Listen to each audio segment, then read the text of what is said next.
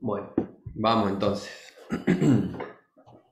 Buenos días, buenas tardes o buenas noches, según la hora en la que estén conectándose a ver esta charla. Bienvenidos y bienvenidas a esta insólita presentación que vamos a tener junto a Noah. ¿Cómo andás, Noah? Buenas, aquí estamos planeando maldades, no maldades, pero bueno, cosas raras.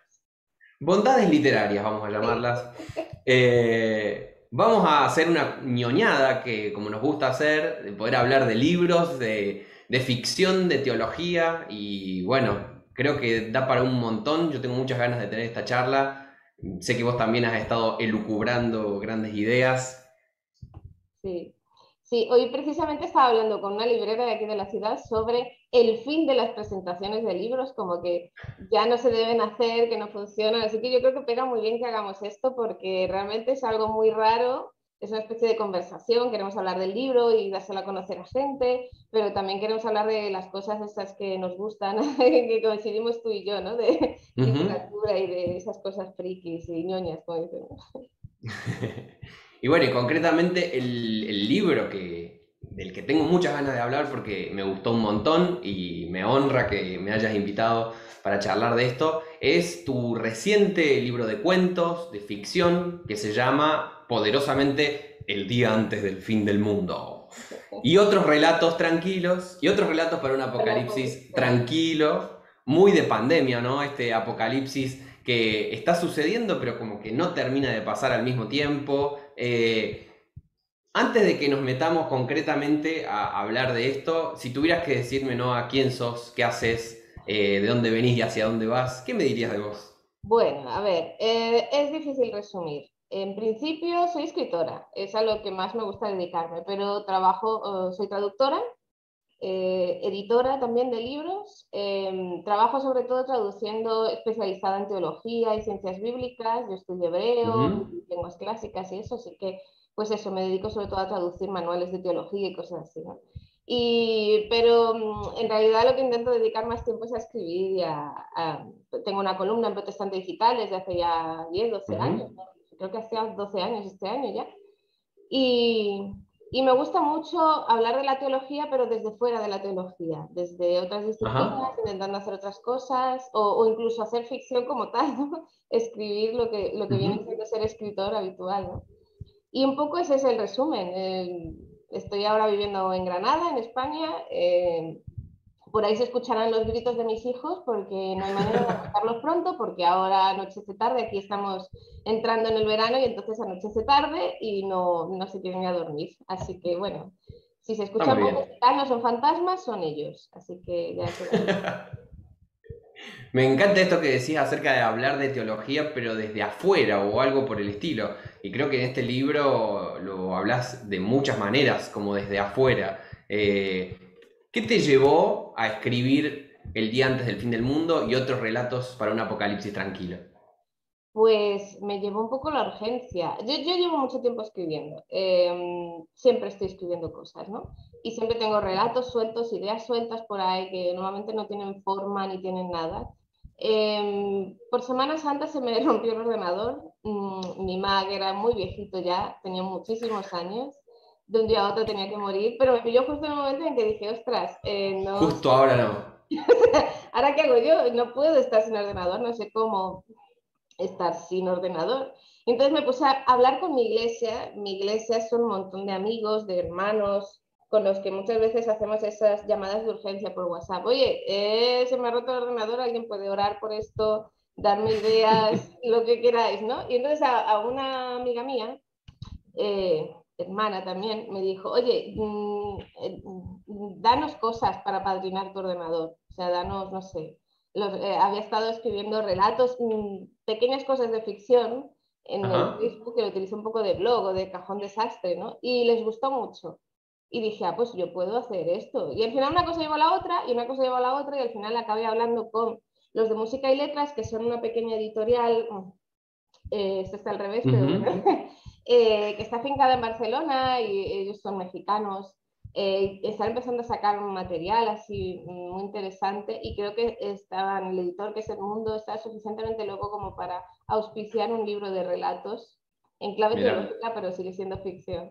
Y lo hablé con él y le gustó la idea, así que lo sacamos súper rápido, o sea, recopilé los libros rápido y tal. La idea era eso, poder financiar el ordenador nuevo, básicamente, ¿no? Y al Ujú. final, a mí bueno, al final ha funcionado, no tanto el ordenador, o sea, sí lo he podido, ¿no? Pero era más la idea de poder sacar cosas y de empezar a salir. Luego te pregunté eso un día. Hay que hacer actividades, hay que hacer cosas, porque cuesta un poco, ¿no? En estos tiempos de pandemia. Y me alegró mucho que Efectivamente. pudieras leerlo y que te sumaras a hacer esto, porque sin ser en sí una presentación de libro, ¿no? Eh, no oficialmente o no protocolariamente la misma presentación de siempre, ¿no? Pero está guay poder hablar con otra gente de esto y poder explicar las cosas un poco más a fondo. Esa es un poco la Bueno, historia. ujú. No, y además escribir un libro es una tarea tan titánica cuando uno está embarcado en eso que parece que es demasiado y que es abrumador y que en realidad uno necesita como elaborarlo, elaborarlo. Yo vengo escribiendo desde hace un tiempo y tengo seco de la cabeza a mis amigos, para no hablar de Almendra, mi esposa, de hablarles y decirles, a ver cómo ves esto, qué te parece esta situación, porque como te chupa el alma escribir un Sí. libro.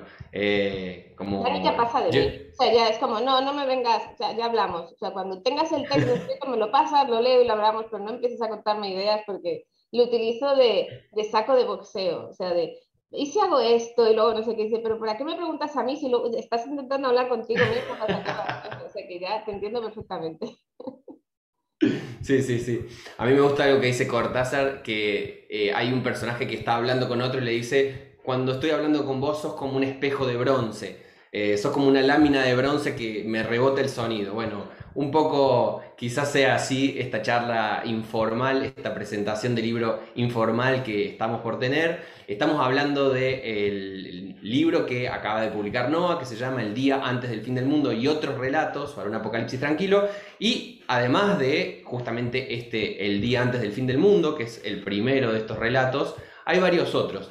Yo quiero hacer como un pantallazo antes de que nos metamos a intentar descifrar algunas claves de sentido, algunos de los que creo que son hermosos aportes de este texto, pero hacer como un pantallazo rápido de los cuentos, ¿sí? Y vamos a intentar, si me ayudas, hacer como un resumen de qué van los cuentos. Este primero, El día antes del fin del mundo. Yo tengo que decir que apenas lo leí me acordé inmediatamente de Los dejados atrás, estas novelas de ficción que estuvieron tan de moda en los 90 y a principios de los 2000 de Tim LaHaye y Jerry B. Jenkins. Tiene como un tono así, ¿no? Sí. Es que sale de ahí, yo me las leí. En su momento me impactaron mucho hasta que me di A cuenta mí también. su teología hacía agua por todas partes. Sí, Y sí, se podía sí. Pero utilizar a mí para me el mal. encantaban. Sí, Sí. sí, Yo, sí. Y se podía cuando era utilizar para el mal, que adolescente. era el problema, ¿no? O sea, se podía utilizar para chantajear, para esto, ¿no? Yo no me lo encontré como tal, o sea, la parte está en la que relato, que es de un chaval que está metido en ese mundo muy pentecostal, que están muy con el tema del rapto continuamente, ¿no? Y tal. Yo, no es de donde yo vengo, pero sí me han contado muchas historias y me parecía muy gracioso. Ujú. Y de hecho, Sí. el texto, el relato se llamaba El día del fin del mundo, no el día antes del fin del mundo, pero el editor se equivocó y lo puso así en los primeros bocetos de la maqueta y tal, y de repente me lo quedo ¿Y te mirando y digo, gustó? es que queda mejor. O sea, él lo había entendido como el día antes del fin del mundo y digo, es que es verdad, es que queda mejor, no es el día del fin del mundo. Él lo percibe como el día del fin del mundo, ¿no? Llega a su casa, se Claro. equivoca, está en una situación de estrés mental muy raro, ¿no? Y piensa que es el día del fin del mundo, pero en realidad es el día antes, porque no ha llegado ese día todavía. Es un poco No eso. pasó nada, no, no vamos a explicar, digamos, el desenlace del cuento, pero es parte de un error. Yo me acuerdo de una historia que me contaron también, no la viví yo, pero me la contaron, de que alguien fue a un campamento cristiano, que después también vamos a tener el momento campamento cristiano dentro del libro, pero fue un campamento cristiano y se entró a bañar y el resto de los amigos con los que estaba en la pieza se pusieron de acuerdo y mientras se estaba bañando tendieron la cama, doblaron bien la ropa, limpiaron la pieza y salieron. Entonces el chico salió de bañarse y vio que todo estaba según esta tradición de los dejados atrás y realmente pensó que habían sido todos arrebatados y que él había sido dejado atrás y bueno, se puso muy mal, salió corriendo a ver si había alguien, bueno, fue como muy épico el momento. Eh, bueno, ya creo que este cuento nos presenta un poquito el tono del que se va a hablar y la temática de la que se va a hablar, con mucha familiaridad y también con una buena dosis de humor, ¿no? Pero no quiero spoilear antes de tiempo. El segundo cuento se llama Que retumben los cielos y habla de una experiencia marginal, podríamos decir, dentro del culto, con la música muy alta. ¿De qué va Que retumben los cielos? Es ese tipo de relatos que me encantan, que en realidad no están contando nada, porque en realidad no Ujú, pasa nada. Es una señora que su hijo es muy pesado y que quiere que ella vaya a la iglesia donde ellos están yendo ahora, que es muy moderna y tal, y ella está como muy pasada ya de rosca, o sea, ya está un poco fuera, ¿no? De las rutinas dominicales y de todo eso. Entonces es la experiencia de ese choque cultural evangélico desde la vista de esta señora, que es muy rara, que es muy nerviosa, ujú. se levanta, se baja, y encima pues tiene esta vecina que se llama Paquita, que le ha dado unas hierbas para la retención del líquido, se pasa todo el día en el baño. Es una señora mayor, en el fondo me identifico mucho. Yo tengo ese alma de señora mayor, inquieta y de abuela, de eso, y venían visitas a casa y les he mandado de vuelta con las sobras, en plan, no, no, venga, te lo llevas. Coman esta noche, chicos. Y es eso en el fondo, o sea, va de eso, ¿no? Pero se juega con Ujú, esa frase que retumba en los cielos, es la que dice el pastor, es la frase que a la protagonista le suena muy exagerada, muy teatral en el momento de la ujú. predicación. Y ella, yo creo que cuando se va afuera y hay esta reunión extraoficial de iglesia de los niños en el parque con las madres, ¿no? Y charlan le da la sensación de que tiene más sentido esa frase que se dice desde lo alto, allí dentro, en lo alto del púlpito, ¿no? Con todo el sonido a todo meter, ¿no? Como se dice aquí. Tiene mucho más sentido en las risas de los niños del parque, ¿no? Es como decir, ¿por qué la Claro. iglesia está en un sitio y no en el otro? Es un poco lo que quiere decir. Ujú, ujú. Y Bueno, simplemente es ese relato que no cuenta nada, es de esa tradición de relatos que son más la experiencia del personaje, pero se deja que el lector, o al menos yo lo pretendo, saque su propia conclusión del tema. O sea, tú puedes ujú, sacar esa conclusión, pero puedes sacar muchas otras, o al menos eso espero, ¿no? ujú. Que se puede hacer. Sí, que en ese sentido es uno de los enfoques muy interesantes del libro, según mi lectura, de que no se pone a hacer bajada de línea en muchos sentidos, sí tira muchos palos así por todos lados y abre preguntas y disparadores, pero no como en una cuestión de una especie de moralina narrativa, lo cual sería bastante insólito en un género como la ficción. Quizás sí en los ámbitos más de la reflexión bíblica o teológica estamos más acostumbrados a ese discurso de esto sí y esto no, pero la ficción más bien busca conmover, más bien busca inspirar y creo que el libro inspira y conmueve de muchas maneras diferentes. El tercer cuento se llama El Don y va de una chica que tiene un don especial y que se ve rodeada de personas que no interpretan o que no entienden muy bien por dónde va ella. Sí. Y eso también está basado en gente muy cercana, hay gente que conozco en varios casos, ¿no? ¿Qué haces cuando tu experiencia espiritual con Dios va creciendo, pero no Ujú, crece a la par de la gente que se supone que es tu iglesia y que te rodea, ¿no? Sí, ujú, cuando tú vas creciendo con Dios, cuando tú vas creciendo en el Evangelio, cuando tú vas creciendo en el discipulado, pero ujú, que tu experiencia va por otra línea y tú te das cuenta de que quienes se suponen que tienen la autoridad bíblica para decir esto sí, esto no, esto tal, están completamente fuera de lo que tú estás experimentando, que al mismo tiempo claro. estás pasando, o sea, la protagonista pasa por un proceso que es completamente bíblico, o al menos he intentado que lo fuera, Ujú, ¿no? Entender un don, entender cómo funciona, entender cómo se debe poner en práctica, pero no encuentra un sitio dentro de la iglesia donde dejar que crezca tiene que aprender, o sea, hay momentos en que lo dice, ¿no? Si no crece para afuera el don, pues tiene que crecer para adentro, porque ujú. es como el que tiene vida propia, ¿no? Esa capacidad. Tampoco defino muy bien qué es el don. En este sentido queda entendido cuál es, ¿no?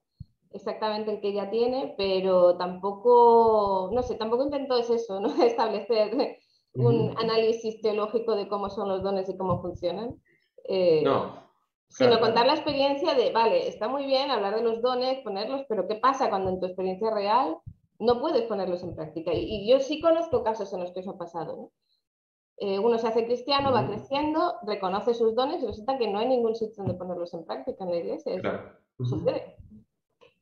Sí, sí, y creo que retrata un poco ese proceso psicológico de intentar tomar conciencia de quién uno es realmente, la vocación, la misión, y cómo eso también, a ver, tiene que ver mucho con la vida interior, por así decirlo, pero también en buena medida con la vida de los demás, cómo en el caso de los demás pueden entender o no entender, sumarse a todo eso, o por el contrario decir, no, acá no hay nada, o estás equivocado.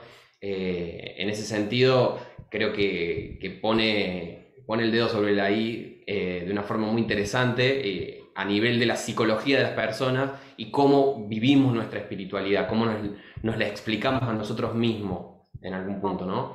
El siguiente relato se llama Ahora mis ojos te ven. Hay un personaje que no es muy entrañable, muy orgulloso de su pureza, muy orgulloso de su lugar en el mundo, por así decirlo, y que se ve ante una necesidad y aparece un samaritano inesperado en todo eso. ¿Qué me contás de Ahora mis ojos te Yo ven? quería haber llamado este relato Dios también te ama a ti, imbécil, pero me parecía demasiado. Pero es un poco esa idea, ¿no? Es decir, te pasas el día, es que conozco mucha gente así. Y hay que amar al prójimo, creo que ese es el gran problema de todo, que tienes que amar al prójimo, pero es muy difícil con esta clase de personas, ¿no? Tan seguros de sí mismo, tan seguros de su teología, de su doctrina, de su fe, que no Mm, dejan a Dios moverse, no dejan que Dios les sorprenda nunca, jamás. Esa opción no existe, mm, ¿no? Dios tiene que estar controlado, medido, guardado. Y lo que me gustaba de este personaje es que en ese diálogo, no me acuerdo ahora si está en primera persona, espérate, porque lo fui intentando que quedara. No, está en tercera persona, sí, pero está desde ujú, una perspectiva muy omnisciente. O sea, el narrador va explicando exactamente cómo se siente, ¿no? Eh, ujú. y da esa sensación de que la seguridad de este hombre, o no es lo que yo quería transmitir, era que toda su seguridad se tambalea, por eso cuando recibe a Dios, de un modo que él no se espera, que él no puede Claro. controlar además. Y que tiene que ver mucho con su propia necesidad, o sea, es como un problema que tiene que resolver, que no sabe cómo resolver y que de pronto como que aparece esa salvación, pero no aparece de la forma en la que él esperaba, quisiera o puede incluso espiritualmente tolerar o religiosamente tolerar. Y no sabía cómo terminar este relato. Creo que me gusta mucho su final. De todos estos, el que más me hace gracia a mí misma, ¿no? Él va Ujú. cerrando, o sea, le vas viendo cómo va cerrando la puerta poco a poco. En plan, no voy a decir nada, no voy a opinar. Esto Weird. pero quería haberles puesto algo más, pero me di cuenta de que caía en esa moralina, ¿no? Si le ponía Claro. algo más al relato, debe ser mi propia interpretación, igual que el título. Me Ujú. gusta mucho ese título, pero Claro. realmente daba ya la solución del relato. Y no quería Ujú. dar la solución del relato, ¿no? Quería dejarlo ahí. Pero es un Sí. poco eso, ¿cuántas veces o sea, también surgió este relato un poco en la época en la que surgió todo el escándalo de Rabí Zacarías y todo eso, y había mucha gente que se Ujú. preguntaba, pero ¿cómo es posible que hayamos recibido un bien de Dios de parte de alguien que no estaba bien con Dios? ¿No? ¿Cómo podemos Claro. recibir bien Ujú. de Dios de parte de alguien que sabemos que es impío, que es infiel, que está en pecado, cualquier cosa así, ¿no? Y claro, era un poco para decir, es que eso pasa muy a menudo, cuando tú empiezas a tener la Ujú. experiencia vital con Dios, cuando tú empiezas a dejar que te acompañe en la vida, esas cosas pasan todo el rato. Y yo me preguntaba, ¿nunca os ha Ujú. pasado eso? O sea, de la persona Claro. que más rabia te da, de la persona que la tienes ahí y de repente Dios te bendice a través de esa persona y es la forma que tiene Dios de decirte, mira, bájate del burro, que no tienes la razón en todo, que tienes que amar al prójimo, deja de insistir en tu santidad Y y tu doctrina que no es sí. tuya. Amar al prójimo y dejarse ser amado por el prójimo también, digamos que a veces nos cuesta más eso, digamos, nos cuesta dejar que el prójimo nos ame siendo como es, que está amado por el prójimo. Es como, no sé, me imaginaba cuando lo leía la historia del buen samaritano, como que Jesús estaba narrando la historia del buen samaritano, pasa el sacerdote, pasa el levita, ninguno de los dos lo quiso ayudar y de pronto llega el samaritano y lo ve en el piso y se acerca para ayudarlo y hubiera sido un poco como si el hombre tirado en el piso le hubiera dicho, pero vos sos samaritano, no, discúlpame, pero prefiero morir tirado acá antes de que me ayudes. Claro, pero sí, ¿cuántas veces hemos hecho eso? ¿Sabes? ¿Cuántas veces hemos rechazado algo pensando que es, no sé, darle la vuelta al tema? Yo he escuchado a gente hacer eso, darle la vuelta y decir, no, no, esto tiene que ser un engaño de Satanás. ¿Por qué tiene que ser un engaño de Satanás si es un bien? ¿No? Y la Biblia dice, toda buena dádiva, todo don divino, procede. Ujú. No me acuerdo exactamente del texto, pero Proviene del Padre de las Luces, ¿sí? claro, si lo bueno viene de Dios, ¿por qué quieres pensar que esto es de Satanás solo porque a ti no te encaja? Es un poco como cuando Jesús sanaba a la gente, decían, es del demonio, y decía Jesús, ¿pero de qué vais? Pues, ¿cómo del demonio? ¿Cómo vas a decir del demonio? Estoy echando a los demonios, ¿cómo los voy a echar? ¿Sabes? O sea, era Claro. como, Una dale la sonrisa y vuelta a un las cosas. gracias está bien, digamos. Sí, sí. Con un gracias está bien. Eh, el próximo relato del libro se llama El tumulto y me retrotrajo a las historias de la América Latina colonial, a la España franquista quizás. Hay una manifestación de un cura frente a un colegio y de pronto sucede algo insólito también. Mm. Espera, que lo estoy buscando. Ah, sí, porque no me acordaba, es que la nota que viene al principio es una nota real de un periódico real, 1887. La vi por ahí en un grupo de estos de Facebook que comparten cosas de historia evangélica y protestante y me pareció divertidísimo. De cómo está escrita, ¿no? La nota es tal cual de un periódico de esa época, un periódico cristiano que se empezó a publicar en España. Y es una época muy interesante, a mí me interesa muchísimo esa época. No quería meter algo muy histórico, pero al final cedí, porque me gusta mucho esa época. La época en la que en España se empiezan a poner en práctica la pequeña libertad religiosa que se dio en el Ujú, 1868, que se le suele llamar aquí la Segunda Reforma. ujú. Eh, yo creo que también tiene sus paralelos con América Latina, con esa época, ¿no? De mediados del 19, finales del 19, aunque allí no se vivió Claro. tanto como aquí, siempre ha habido mucha represión, ¿no? Entonces, hay muchas historias de estas iglesias un poco históricas aquí, sobre todo en ciudades como Madrid o Barcelona, ¿no? Que llevan toda la vida aquí y que tienen estas historias de pastores que se tuvieron que enfrentar a tal, no sé qué, ¿no? ¿Cómo es en ese entorno de la cristiandad católica súper bien asentado en un país como España, que de repente te diga un protestante es una cosa, y que haya una iglesia protestante y que esté yendo bien y que, ¿qué haces, no? Entonces, esto es, no sé cómo llamarlo, un sainete, es que me gusta mucho eso. Ajá. En realidad es una pieza cómica, ya está, es por hacer la gracia, por reírnos, por ver que eso podía Ujú. pasar. Sí, bueno, eso que decís también de un sainete o de un tipo de relato, creo que una de las características del libro, como para irme echando un poco en el análisis de las formas o de los recursos que utilizás, esta literatura costumbrista, digamos, que se centra en las costumbres y que intenta de alguna manera penetrar en todo ese mundo y reconstruirlo acá en Argentina y en América Latina tuvo como su auge también, ¿no? La segunda mitad del siglo XIX, sobre todo a fines del siglo XIX y con toda la llegada de los inmigrantes, se puso muy de moda esta literatura de costumbres, donde se intentaba como penetrar en el mundito interior, retratándolo, siempre con una tonalidad un poco cómica, porque estás en el plano de lo conocido y al mismo tiempo desconocido, ¿no?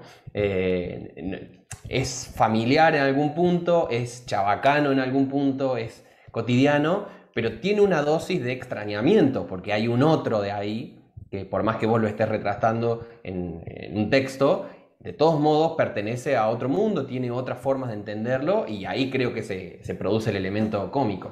Sí, es como un poco funciona igual los esperpentos de Valle Inclán, no sé si. Claro.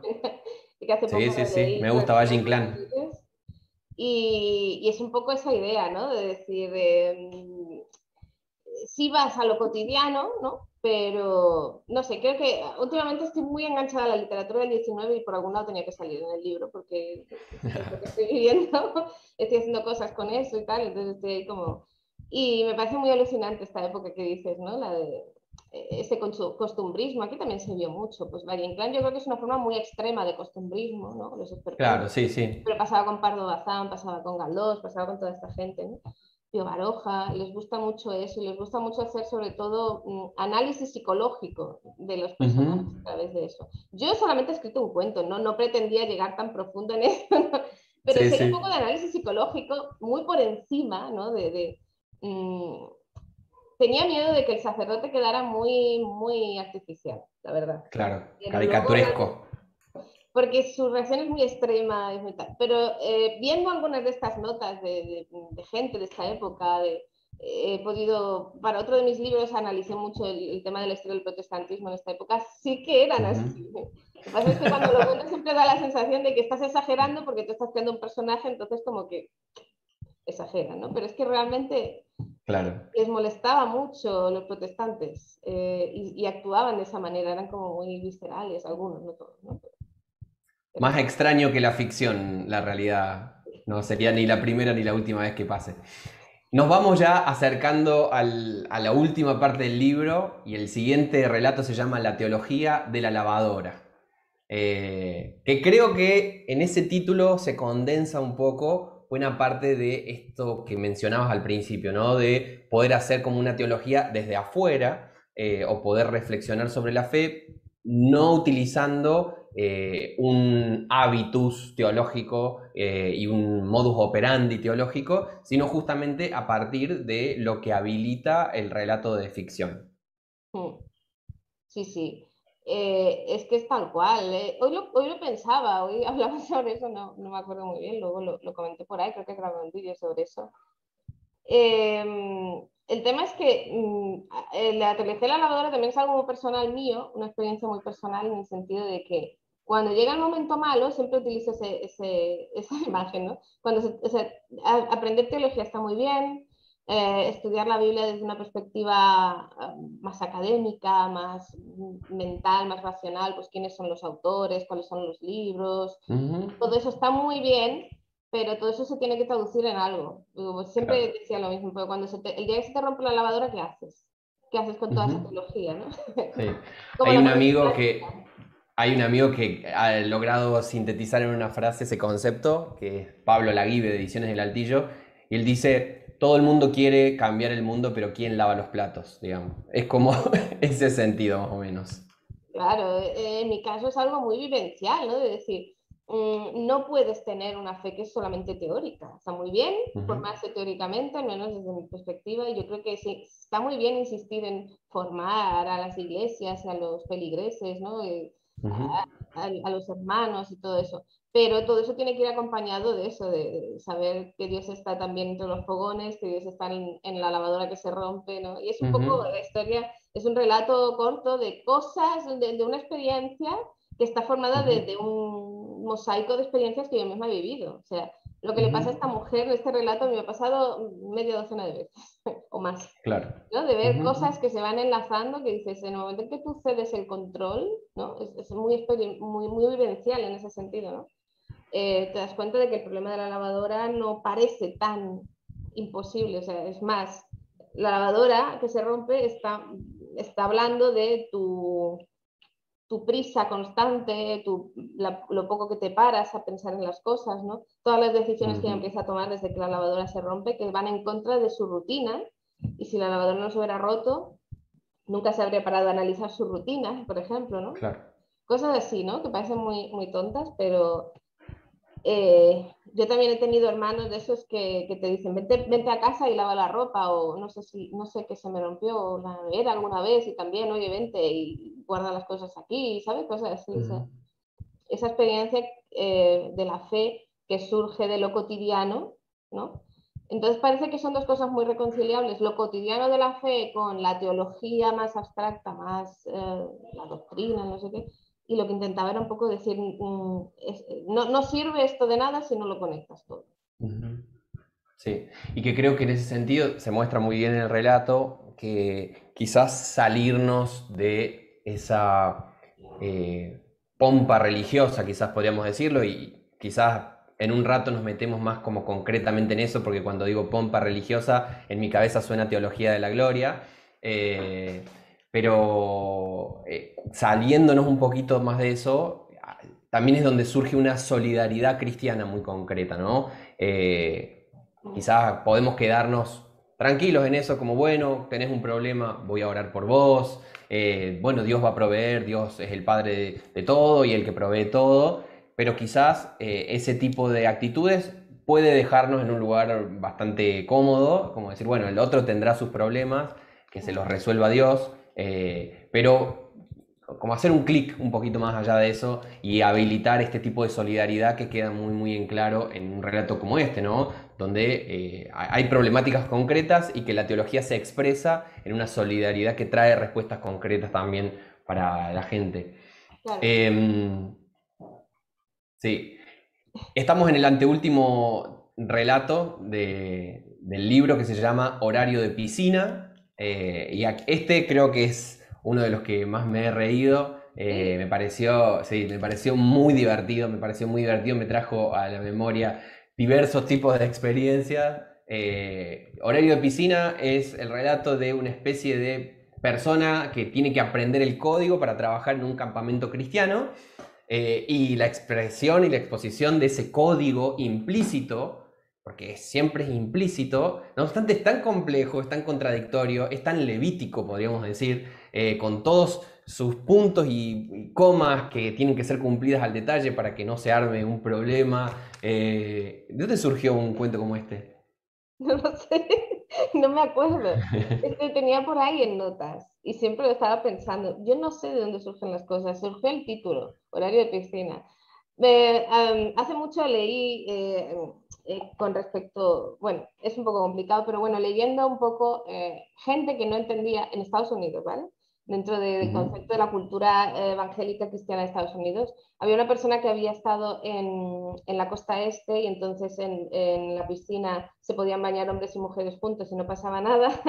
Viajaba al otro lado, no se podían bañar los hombres y mujeres juntos en la piscina porque era pecado, pero sí podían fumar. Y era como, no entiendo nada. O sea, ¿cómo está todo el mundo tan convencido de que esto es lo cristiano y esto no, no?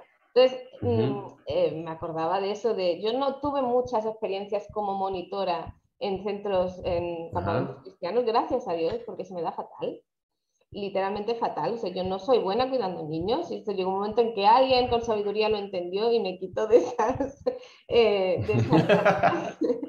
Pero sufrí esto también en parte, ¿no? No todo, ¿no? Porque era un poco la idea, pero fui recopilando las historias de unos y de otros y lo que hice fue un poco estirar. Tenía muchas dudas de este relato, igual que el de la peor charla de sexo, que sí es muy literal, que esto ha ocurrido, Ese es el siguiente, el justamente. siguiente, pero el de la de piscina sí es formar un relato a través de diferentes historias, ¿no? Uh Y -huh. yo lo hice adrede, estiré mucho el chicle, como se dice, o sea, estiré mucho los extremos, como quiero que se note el caos que hay aquí y me daba la sensación de que era el que menos iba a entender la gente. Uh -huh. Y Sí, no, ha habido mucha gente que sí que lo ha entendido y que se ha identificado y me ha hecho gracia, porque ahí es donde se sí, dice, sí. voy a intentar exagerar, no sé cómo, pero... Es muy divertido este relato y también el que sigue, digamos, que es el que cierra la edición digital, porque después la edición impresa agrega un cuento más. El último cuento se llama La peor charla de sexo de la historia. ¿De qué va este que también tiene mucho que ver con esta exageración y como una jerga o como una cultura de lo implícito? Sí, estoy trabajando en un libro sobre precisamente esto, ¿no? No esto tal cual, ¿no? No sobre sexualidad, pero sí trabajando con gente que trata mucho el tema, ¿no? Sobre la cultura de la pureza, estas Uh -huh. cosas que se pusieron de moda hace unos años, que ahora hay que reelaborar porque se ha visto que los frutos que ha dado han sido muy raros, no Uh -huh. necesariamente buenos, ¿no? Entre comillas, ¿no? Y esto es algo que en parte me han contado, en parte he visto. O sea, yo recuerdo haber estado en un sitio, ya siendo adulta, en una de estas charlas en las que era como, ¿qué está pasando? O sea, de quien se supone que te tiene que ir cuando eres adolescente a dar la charla sobre sexualidad, lo está pasando peor que tú, ¿no? De cómo te separan a las chicas a un lado y a los chicos a otro. Y la frase que dice, ¿no? Espérate que la voy a buscar. Las chicas son como los fósforos, una vez que se encienden ya no se pueden apagar. Esa fue una frase real que le dijo un monitor, un pastor muy bien intencionado a mi marido, que siempre me la cuenta. Dice, nunca hemos sabido qué significaba. O sea, nos junta de todos los chicos, adolescentes, hablar de este tema en un campamento cristiano, ¿no? Viene un señor que no conocemos de nada, con esas pintas de raro, no sé, de salido de hace 80 años, y dice esta frase y esa es toda la explicación que da. Y a ellos les generó más problemas, y lo hemos hablado luego a veces, ¿no? En plan de broma, ¿no? Y incluso es una broma interna, ¿no? Lo de los fósforos. Pero es que realmente no, ¿Qué significa es una eso? metáfora, pero es que no sabemos identificar y lo único que he hecho ha sido escribir eso, ¿no? Es decir, la conversación que tuvieron ellos después no entendemos nada. Y no se dice, pero las chicas les han dado otra charla completamente diferente, una charla basada más en el miedo, en la precaución, en tú no te tienes que acercar a los chicos, hay que tener cuidado, no sé qué. Y acabas creando tú solo, intentando ser cristiano, intentando defender una moral cristiana que no está bien enfocada, acabas creando un problema en adolescentes. Y esa es la piedra fundacional de lo que después será su vida amorosa, su vida de pareja, por una tontería. Yo le he intentado contar un poco en modo de gracia, que sí, esa es la frase esa final de la muchacha. Mira, yo a ti no me voy a acercar ni con un palo, no te preocupes que no voy a salir ardiendo. ¿No? Porque es como siguen siendo adolescentes, siguen teniendo los mismos problemas que todos los adolescentes. Quieren saber cómo son las relaciones, quieren saber cómo es estar enamorado, quieren conocer todo esto. Y si no, los que somos un poco más adultos no somos de ayuda, vamos a ser un problema en vez de solución. Sí, Pero efectivamente. no sé, Bueno, en pero es esto una frase real, esa frase existió, esa se dio.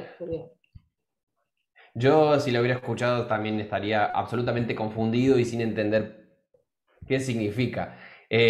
Bueno, en estos relatos, estos últimos, queda como muy explícito, pero creo que es una constante a lo largo de todo el libro, este uso del humor, de la picardía. Son relatos muy pícaros. Para ustedes, los españoles que han sido la cuna de la picaresca, con el Lazarillo de Tormes, y eso, ¿no? Contar una historia de un pícaro que va por el mundo haciendo picardías y que uno puede inmediatamente simplemente catalogarlo de el antihéroe, digamos, hasta que se da cuenta de que en realidad todos los héroes tienen esta dimensión y lo que hace la picardía es justamente habilitar como cierta fragilidad de lo humano.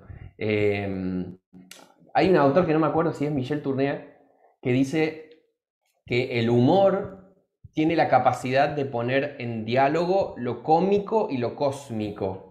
Y me encanta ese abordaje, ¿no? Porque para algunas tradiciones de fe que han hecho mucho énfasis en la rigidez o en una manera seria, porque estamos hablando de cosas de Dios, cosas espirituales, y con esto no hay que bromear, a veces se ha perdido justamente la dimensión de la gracia de Dios. El hecho de que Dios también es gracioso y que tiene, o sea, el hecho de que nosotros podamos llamarnos colaboradores de Dios, de por sí me parece un chiste de otro nivel de Dios, digamos. Y en ese sentido, me gustó muchísimo cómo pudiste elaborar a lo largo de todos los relatos un acercamiento pícaro a la problemática espiritual.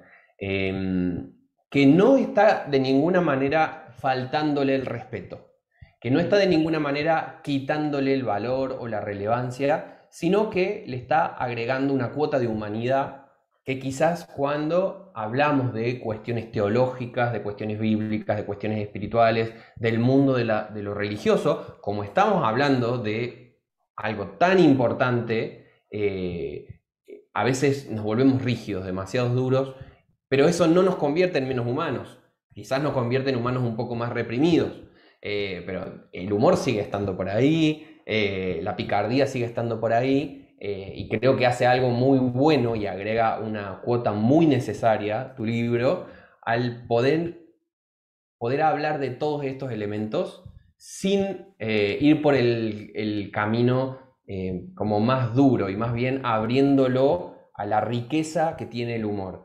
¿Cómo llegas a este tipo de narración, ¿no? ¿Qué, qué tipo de procedimiento teológico, por así decirlo, está detrás de esta forma de acercarte al dilema espiritual? Yo la verdad es que tengo ganas de poder acercarme a esto todavía más desde el humor, más a menudo y hacerlo más. Hay dos Ujú, cosas, y una es lo que dices en parte, ¿no? Como cristianos evangélicos, sobre todo gente que venimos mucho de la academia, ¿no? De los estudios formales, siempre nos dicen, por un lado eso, ¿no? El ensayo es lo que vale, el ensayo, el ujú, análisis, la racionalidad, ¿no? Seguimos siendo protestantes en ese sentido, ¿no? Muy protestantes en ese tema de la ujú, racionalidad absoluta, ¿no? No sé qué. Pero luego hay muchas cuestiones de nuestra experiencia habitual que, tienen, que muestran otras facetas de lo que es ser humano y que parece que no caben dentro de ello, ¿no? ujú, Pienso últimamente mucho en el tema de que la imaginación forma parte de la imago Dei, la imaginación, la creatividad, que más o menos lo vamos admitiendo, pero el humor también forma parte de la imago Dei. Y siempre es algo con lo que nos hemos peleado mucho, porque hay gente que es graciosa, hay gente que le ujú, gusta tener sentido del humor, que le gusta experimentar eso y en su vida cotidiana lo hace. En mi casa es la única manera a veces de mantenernos fuera del caos. Entonces, por ejemplo, ¿no? Pero resulta que nunca mantenemos a Dios fuera del humor, ¿no? Y yo es un mm, tema con el que siempre me he peleado mucho, es decir, ¿cómo buscas el sentido del humor de Dios dentro de la Biblia? Es muy difícil encontrarlo, porque no está claro. Y no es necesariamente ahí donde tienes que encontrarlo, sino en el hecho de que el humor se puede usar como una herramienta muy positiva para hablar de cosas difíciles, para sacar temas complicados, ¿no? ujú, Y el humor es algo que nos, todavía estoy elaborando eso, pero que nos conecta con la imago Dei también, igual que la imaginación, igual que... Entonces, ¿por qué no utilizarlo como herramienta? ¿No? Precisamente la ficción es el único sitio donde puedes hacerlo. En ensayo a lo mejor se puede hacer un poquito, pero son cosas muy así, ¿no? Pero yo me fui a lo más difícil de todo, que es hacerlo desde la ficción, porque creo que, no sé, me pareció interesante, la verdad que tampoco sé muy bien por qué. Y me hace gracia que me hables de lo de la ujú. picaresca, porque no era consciente de eso. O sea, yo creo que eso es una cosa muy cultural de aquí. Yo creo que en Sí, España somos, definitivamente. aquí siempre se habla de la picaresca, o sea, siempre que pasa alguna cosa, siempre hay alguien que encuentra la forma de darle la vuelta, el truco, el aprovecharse de alguna manera de las cosas, o sea, siempre. La picaresca aquí es básico de la cultura popular, o sea, y no lo había pensado, yo creo que lo tengo muy incluido en mi forma de ser y no lo había pensado, ¿no?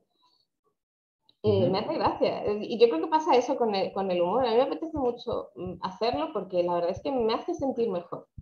Eh, es, la idea que yo tenía de estos cuentos es que sí, vale, te hacen pensar, pero también quiero que transmitan cierta positividad, cierta alegría.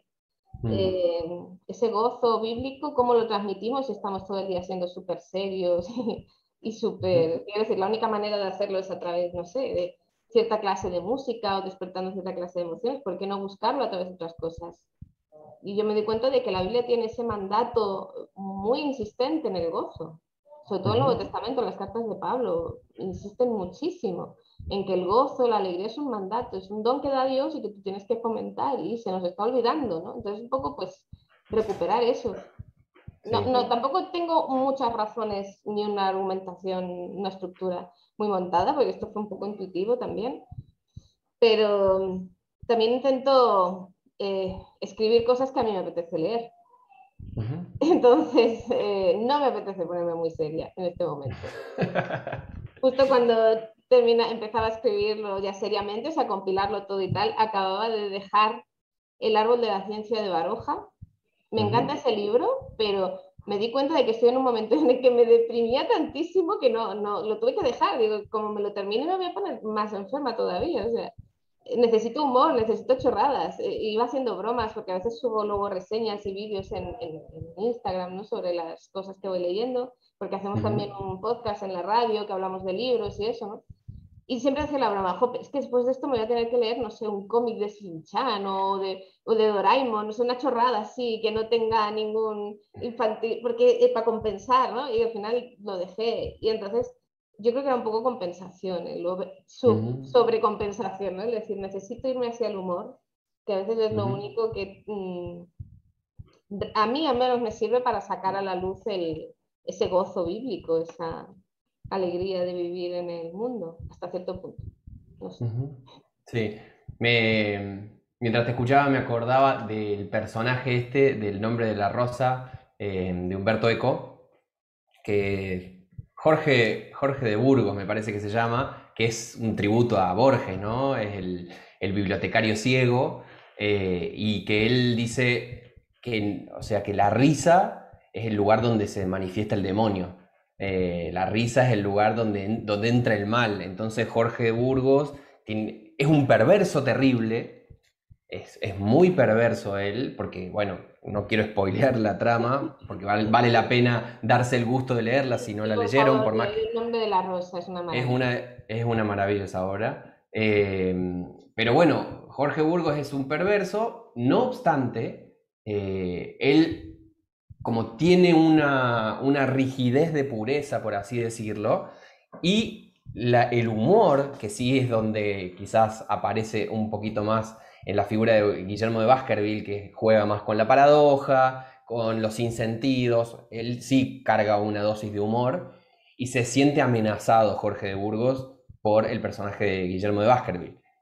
Porque justamente es lo que está poniendo, el humor pone en crisis, digamos. El humor nos hace dar cuenta de que nuestras líneas perfectamente demarcadas que nos hacen entender el mundo son unas líneas hechas con lápiz y que si uno pasa un poquito de goma de borrar se salen también. Claro. Entonces, eso creo que le aporta algo muy saludable mentalmente en cuanto también a la experiencia espiritual, ¿no? Porque la experiencia espiritual en carne propia, muchas veces yo la he vivido como una especie de viaje prometeico, así, digamos, como de estar metiéndome en un camino de subir a una montaña y en la cima del monte encontrarme con la verdad del universo.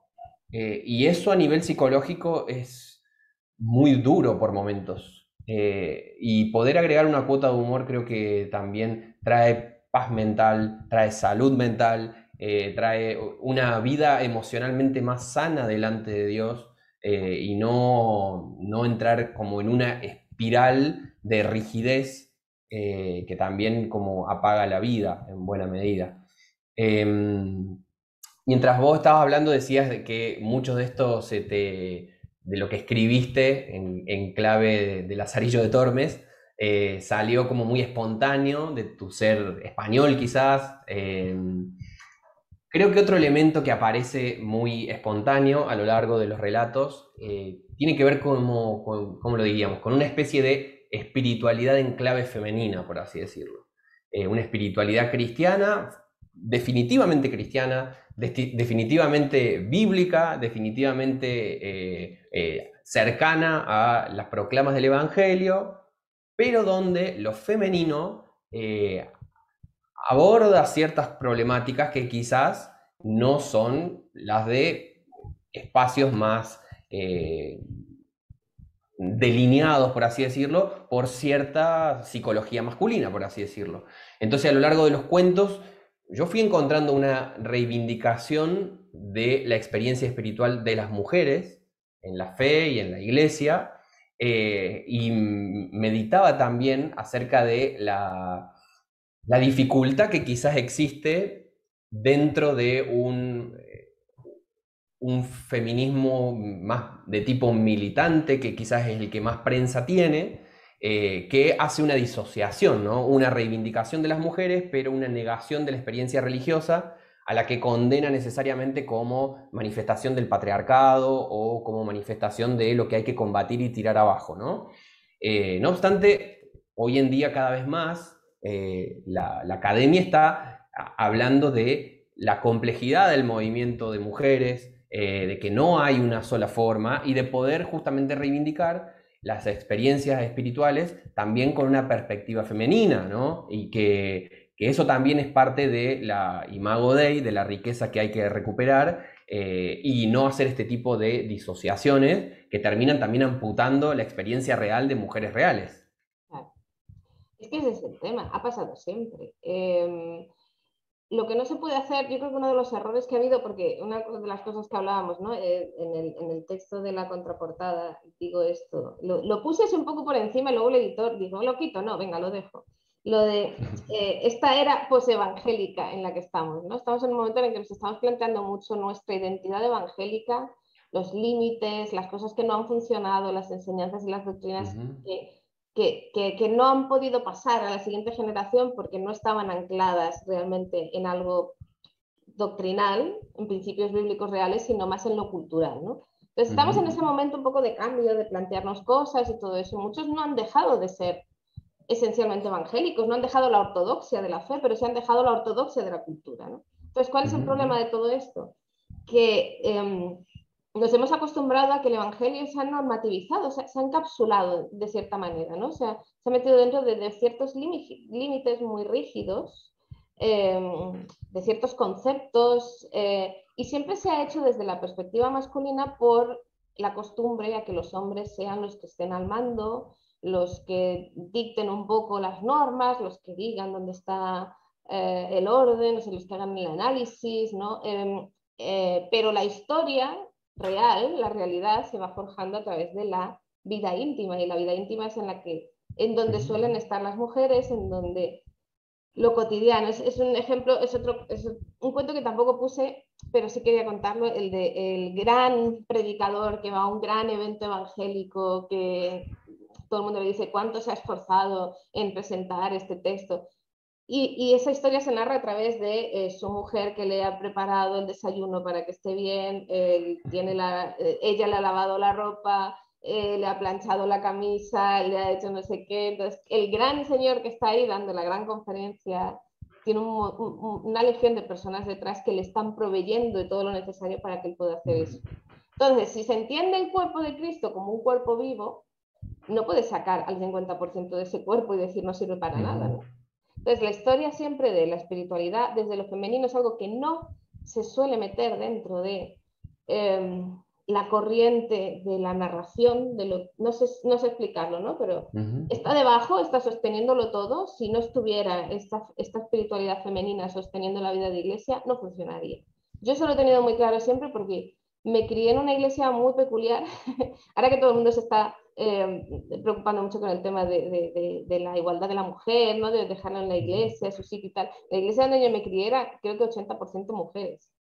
Era un caso rarísimo en el que casi todas eran más señoras mayores o ya de su edad. Estaba fundada por una mujer. Y en mi iglesia, cuando yo era pequeña, lo que yo aprendí es, no puedes esperar a que los hombres hagan todo lo sacramentario, por así decirlo, lo sacramental, ¿no? De la fe, de las, no sé qué, de la Santa Cena, todos los actos, todo el liderazgo ese visible, que sean hombres, porque es que si no, no lo hacemos. O sea, en esta iglesia, si tú tienes que esperar a que un hombre sea el que siempre predique, sea el que siempre pase la Santa Cena, sea el que siempre haga los estudios bíblicos, es que no hacemos nada, porque aquí somos casi todas mujeres, ¿no? Entonces era Sí. un caso curioso. Y yo me acostumbré Bueno, a mí. vi hace, justamente, si no recuerdo, anoche o anteanoche, vi un videíto que me presentó Almen, donde había un tipo hablando de eso y como interpelando alguien en Estados Unidos que decía como "men up", como hacete hombre o toma tu lugar de hombre o hacete cargo de tu masculinidad o de tu lugar en el mundo, lo que sea. Porque así hablaba de un viaje misionero a un lugar muy complicado, a un lugar de persecución y demás, y creo que fueron 50 personas y 48 eran mujeres, una cosa así, digamos. Y que realmente es muy triste esa situación, digamos, el hecho de que muchos varones estén en una posición como más, quizás más infantil en cuanto a situaciones de servicio a los demás, o quizás más más acostumbrada a cierto privilegio o a cierto desinterés, y que en ese sentido no es poco común ver que el núcleo del servicio a la comunidad, del servicio a la iglesia, del trabajo que hace falta en el día a día, es llevado adelante por mujeres en nuestras comunidades cristianas. Y eso es una situación muy real, pero que no obstante no siempre repercute en la forma en la cual, por ejemplo, circula la palabra, en la cual esas experiencias espirituales terminan teniendo algún poder de decisión o terminan siendo incorporadas a la forma en la que se van a llevar adelante los planes, por ejemplo. Claro. Y yo veo que ese es el problema, un poco gran parte una parte pequeñita del análisis de por qué estamos en una era precisamente post-evangélica, es porque nos hemos acostumbrado a que toda esa, la mitad de la experiencia vital, de la experiencia espiritual, del discipulado cristiano, que es la que experimentan y viven las mujeres, está completamente debajo de lo oficial. Lo oficial es lo que hacen los hombres, lo que dicen los hombres, lo que enseñan los hombres, su perspectiva, y las mujeres están debajo y parece que no hacen nada, ¿no? Y es un poco, lo que yo he visto siempre es que las mujeres, al también, no sé, carecer de esa necesidad de estar rindiendo cuentas desde doctrinales todo el tiempo, ¿no? De tener que estar pontificando cosas y sencillamente a ellas se las relega, pues entonces su vida espiritual se dedica a vivir. No tienen tanto que explicar lo que viven, sino sencillamente vivirlo. Pero yo he visto mucha fe real, absolutamente bíblica, literal, en mujeres, porque no tenían otra cosa que hacer. Es un poco la experiencia más básica, ¿no?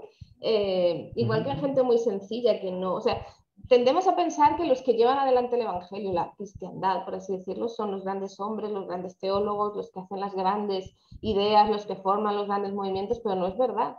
No se sustenta en eso, se sustenta en la vida privada y personal de cada persona, en su teología de la lavadora particular, ¿no?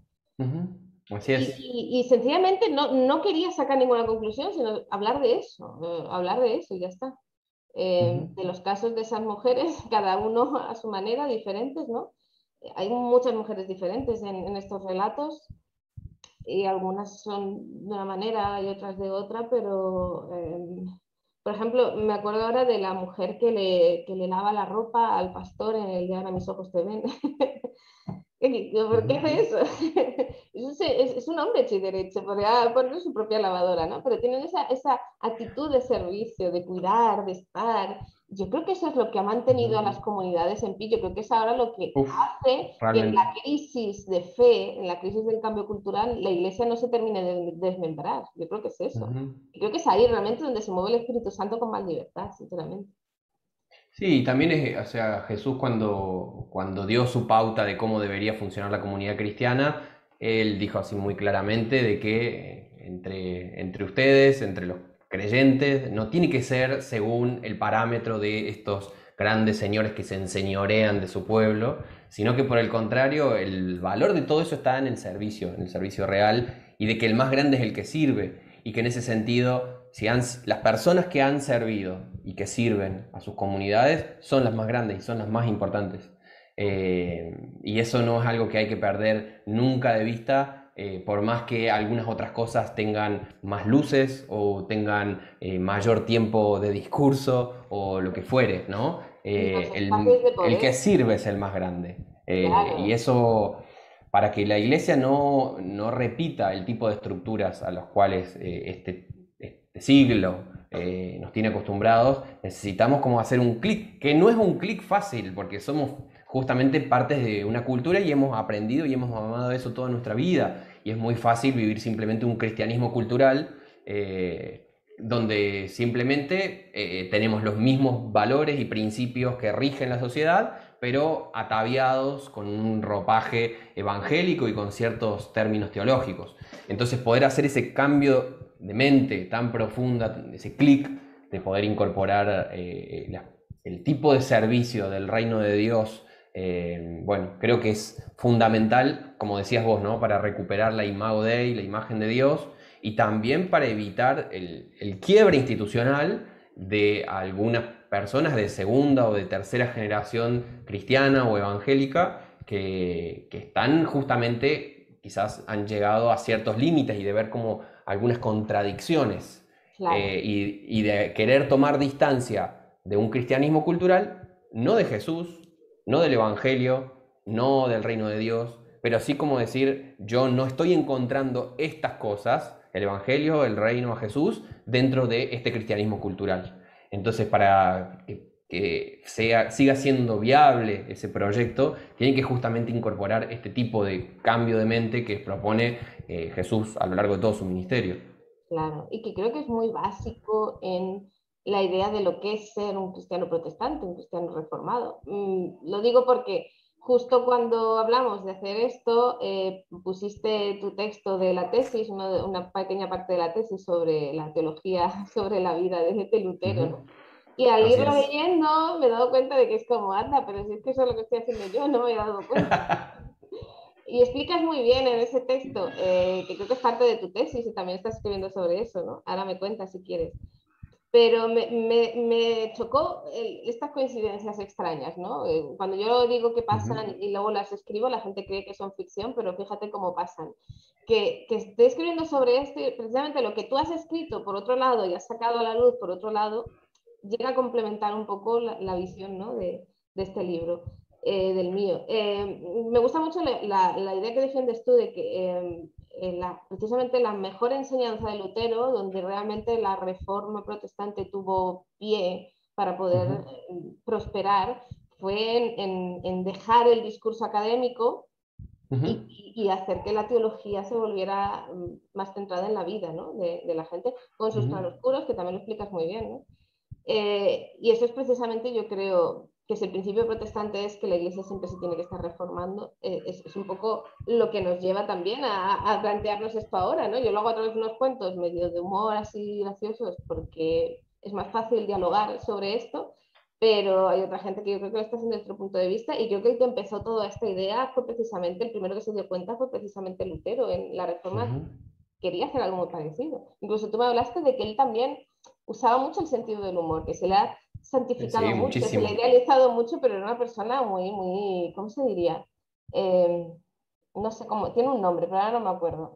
Se me ha ido, santo al cielo. Tiene un nombre, esa clase de personas que luego son muy graciosas en su vida diaria. Sí, bueno, yo empecé como a meterme en el tema de Lutero como en el 2016, estaba cerca de la Reforma, siempre me pareció una persona interesante y como icónica en algún punto, pero mientras lo empecé a estudiar, me pasó de sentir que no, lo que iba aprendiendo no tenía mucho que ver con el concepto que había recibido de manera más o menos intuitiva de haber caminado 30 años como creyente, ¿no? Como protestante. Porque empecé a descubrirle como aristas muy interesantes, para bien y para mal, y que no tenían que ver necesariamente con una cajita donde me lo había metido. Yo tengo la impresión de que Lutero es un poco como un amuleto, ¿no? O Calvino también. Son como amuletos que están ahí, sabemos que tiene que ver con el 31 de octubre y que, digamos, tienen resonancia, están las cinco solas, está la cuestión de la iglesia siempre reformada, o sea, como que están, digamos, en el panorama, pero al mismo tiempo sabemos muy poco de sus vidas, de sus dilemas, lo cual hace, y esto es muy interesante, como se ha perdido el vínculo entre las ideas y la vida, lo que termina pasando es que lo que nosotros entendemos como sus ideas no eran mucho sus ideas, porque se cortó el vínculo vital, se Sí, cortó el vínculo que conectaba esas ideas sobre la escritura, sobre la fe, sobre lo divino, se cortó del contexto concreto, las vidas concretas, los dilemas de época concretos a los cuales esas ideas aplicaban. Entonces, por ejemplo, digamos, como para ir al ejemplo obvio, ¿no?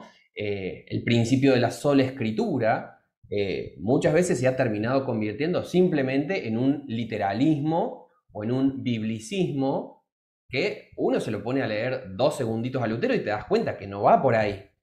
Y lo lees a Calvino y tampoco va por ahí la cosa.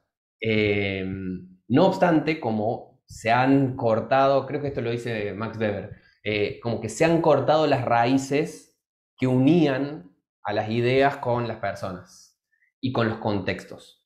Y me pasó eso, que empecé a meterme en el contexto histórico y me empecé a dar cuenta de que era mucho más interesante de lo que yo había aprendido y que estaba fijado en mi mente, como esos principios de la Reforma, de que era mucho más pertinente también y que no era simplemente, bueno, estos son ideas como cosas que hay que creer, digamos. Si uno quiere ser cristiano, protestante, bueno, estas son las cosas que hay que creer y si no, sos católico o sos alguna otra cosa.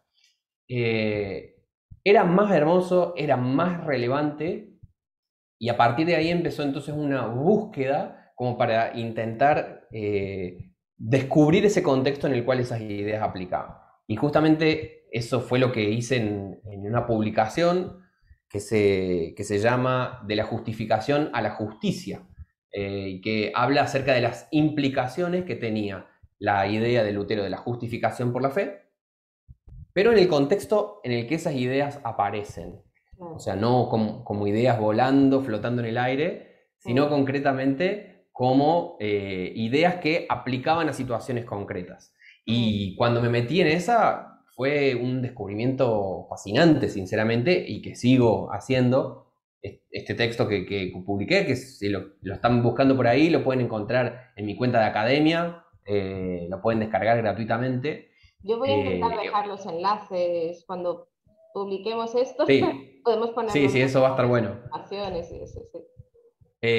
Pero, digamos, eso que yo publiqué fue un fragmento de mi tesis de maestría en teología, y que bueno, como notaste muy bien, y así empezamos a pensar esta charla, está también de fondo esa cuestión que vos lo ponés en los términos de una teología de la lavadora, y que en mi texto aparece como una teología desde la vida y hacia la vida, ¿no? Entendida como una teología que surge no de una especulación mística o de una especulación intelectual de espaldas a la realidad, sino que por el contrario surge desde la vida misma, ¿no? Y que en ese sentido es muy coherente con el mensaje cristiano, que habla acerca de que nosotros conocemos quién es Dios porque el verbo, el logo, se encarnó en la realidad, en el tiempo y en el espacio. Es desde la vida y es hacia la vida también, porque tiene sentido, digamos. No son ideas sueltas que después te hacen que tus cables mentales se crucen y tengas una disonancia cognitiva porque lo que vos pensás, creés y entendés no tiene que ver con la realidad en la que vivís. Eh, Es que eso es lo que yo quería hablar en los relatos, eso precisamente, o sea, la disonancia esa cognitiva. De lo de Lutero me llama mucho la atención porque yo creo que Lutero, Calvino, un poco esta gente se han convertido con el paso de los años, ya 500 años, en el mito fundacional, ¿sabes? claro. De todo esto, pero eso precisamente se nos olvida que no son un mito, o sea, no podemos coger y simplificar hasta convertirlos en un mito, en algo despojado de su humanidad, ¿no? Yo me acuerdo, ¿qué año fue cuando fuimos? ¿2011 puede ser? ¿Principios de 2011 o 2010? Ya no me acuerdo, o sea, tengo que preguntar, que estuvimos en Berlín, Dani y yo pillamos una oferta, era invierno, pleno enero, se hacía un frío que no veas, y buscábamos cualquier cosa que fuera ver monumentos por dentro, edificios, no teníamos que estar en la calle, estaba nevando, era horrible. Entonces, el domingo fuimos a la iglesia alemana, a un culto de la iglesia alemana oficial de allí, que está en medio de Berlín, la zona, o sea, la catedral más importante. Y nosotros viniendo de España, de la forma, o sea, de la pensamiento católico, nos encontramos con una catedral que era igual que una catedral católica, pero en vez de tener vírgenes tenían estatuas de Lutero y estatuas de Calvino. Y aquello sí que fue como, ¿qué sitio más raro es este? O sea, toda la liturgia y todo a nosotros nos sonaba mucho a, no, bueno, no sé muy bien a qué se escribe, ¿no? La iglesia alemana, no sé si eran los luteranos, no estoy muy segura, pero bueno, sé que era muy curioso y la gente nos echaba la bronca porque nosotros decían, no, no, es que el culto en inglés, o sea, el servicio en inglés es otro día. Decimos, ya no, lo escuchamos en alemán, nos da igual, si nosotros lo que queremos es el souvenir de estar aquí, ¿no? Pero te das cuenta en ese momento de hasta qué punto es un mito, hasta qué punto es precisamente eso, ¿no? Una leyenda, Ujú. un meme, ¿no? O sea, Claro. reducido al mínimo, Se pero han- en cuanto lo amplías un poco la visión, te das cuenta de toda la riqueza que hay allí y de lo útil que sigue siendo. Sí, sí, sí, efectivamente, creo que se han convertido en un, en un meme teológico de sí mismos, Sí. y que además se utiliza como una especie de arma para combatir herejes en las redes sociales. Y eran personas viviendo una experiencia transformadora con Dios, teniendo un encuentro que les cautivó el corazón con el Evangelio, y desde esa situación, desde sus inmensas capacidades, pero también desde sus pecados horrorosos, fue que fueron testigos de todo eso, ¿no? Y poder, como eso, creo que también en alguna medida el acercamiento al estudio de Lutero que vengo haciendo también tiene una buena dosis de humor en todo eso. De poder como ponerlo en el sentido quizás más cotidiano, más chabacano por momentos.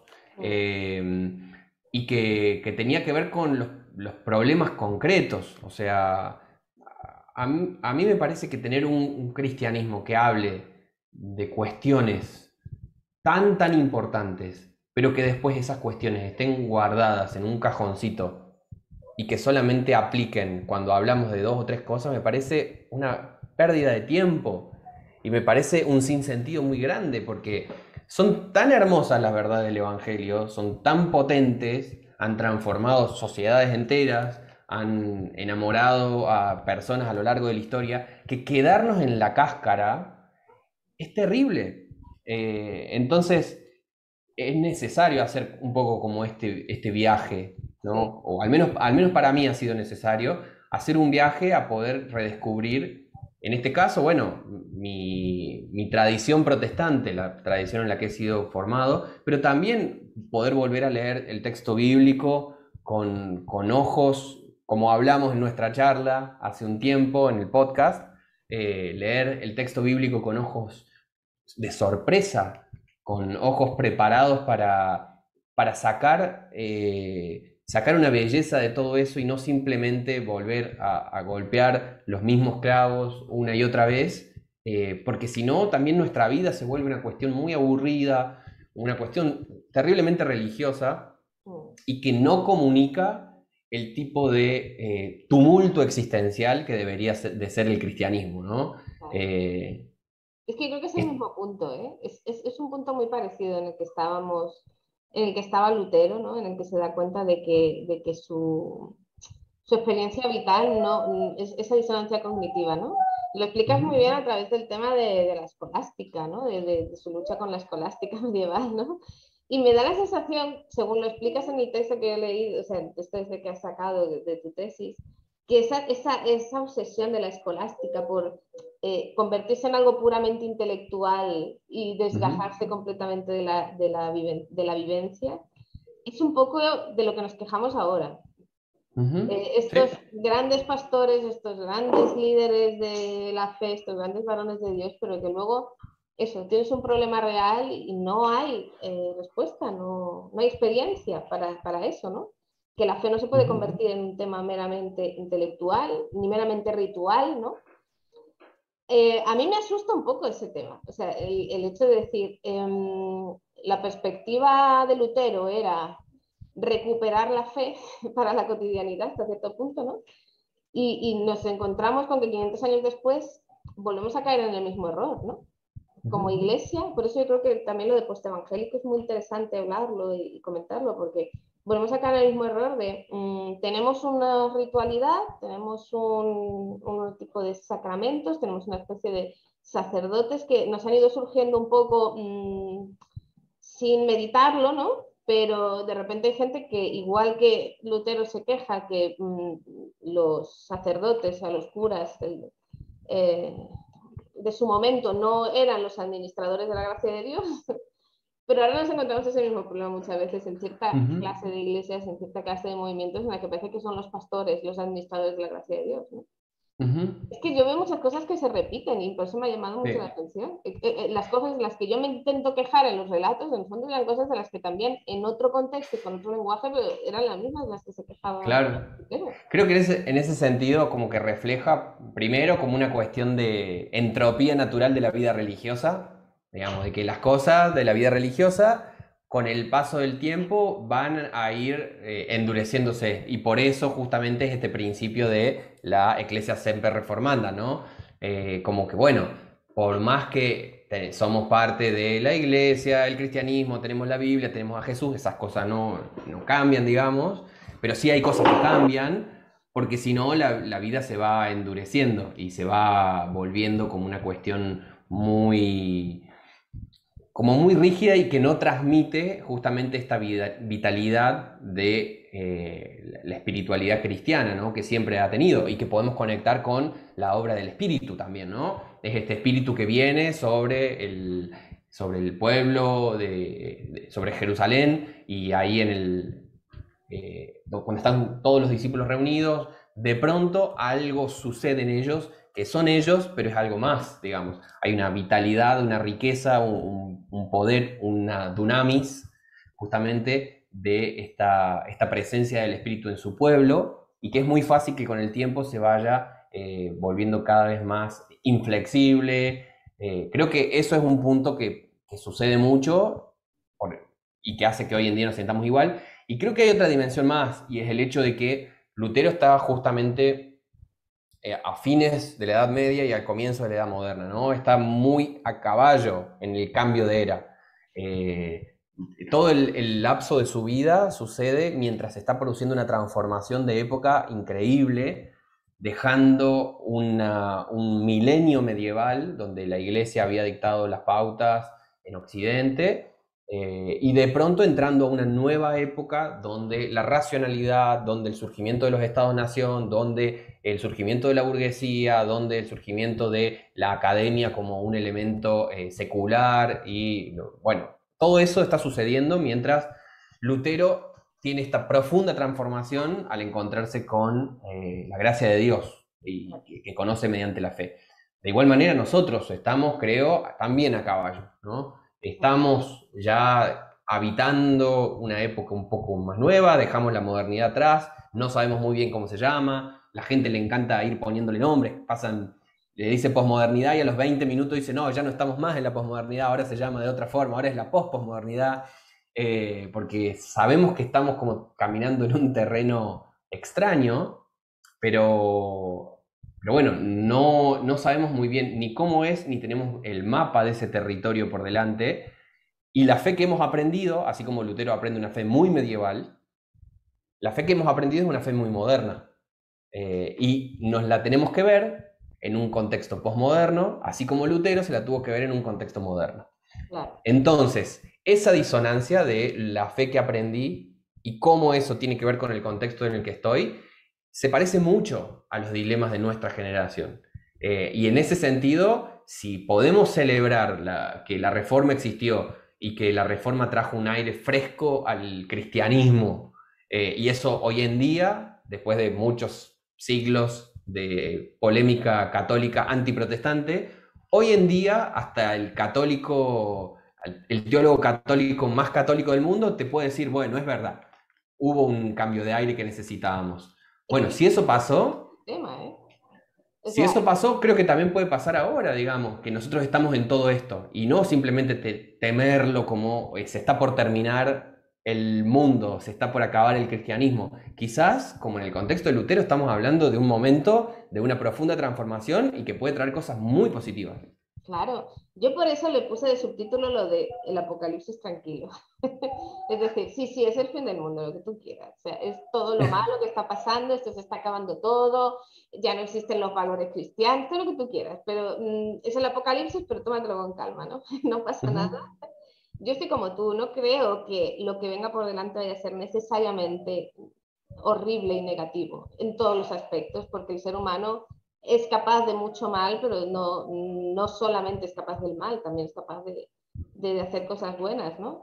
Y que el propio ujú. devenir de la historia yo creo que está ya muy marcado por la influencia del cristianismo y se nota no sé cómo decirlo, es algo muy, muy poético, por así decirlo, ¿no? Pero sí se nota cierta resonancia del reino de los cielos en muchas cosas que suceden, ¿no? Se nota que esa influencia está ahí.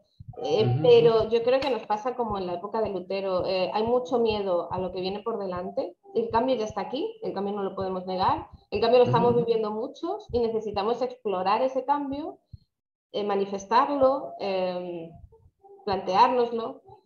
Y lo que más me fascina de esto es que, al igual que en la época de Lutero, nos sucede ahora, que las verdades siguen siendo inmutables, porque donde la Ujú, gente se agarra no es a la cultura, no es a la forma, no es a la liturgia aprendida, sino que donde más se está agarrando es al principio básico de Cristo, el principio básico bíblico, lo más básico, o sea, ortodoxia pura, ¿no? Del que cree, ujú. por así decirlo, que es donde mucha gente no ve la diferencia, pero bueno, eso sería para hablarlo otro día.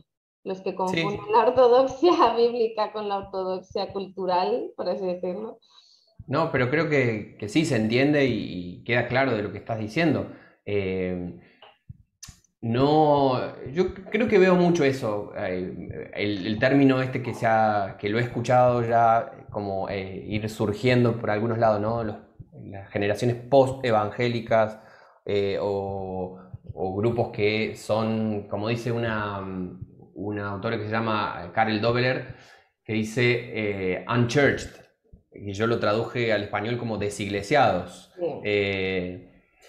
A ver, esta figura de los desiglesiados, de los post-evangélicos, es verdad que hay personas que, así como se han desiglesiado y han dejado de considerarse evangélicas, también han abandonado la fe de cuajo, digamos. Eso pasa. Digamos. Ha pasado siempre, es triste, creo que muchas veces se podría evitar, pero ha pasado y va a seguir pasando de gente que diga definitivamente, bueno, rescato del cristianismo este elemento, esto me lo guardo para mi vida. Estamos como en una época muy de consumo de las cosas, lo que incluye la espiritualidad. Entonces, bueno, también existe un consumo de la espiritualidad cristiana y dice, bueno, no me quedo con el paquete cristiano en general, pero sí rescato esto y lo incorporo a mi vida porque me hace bien.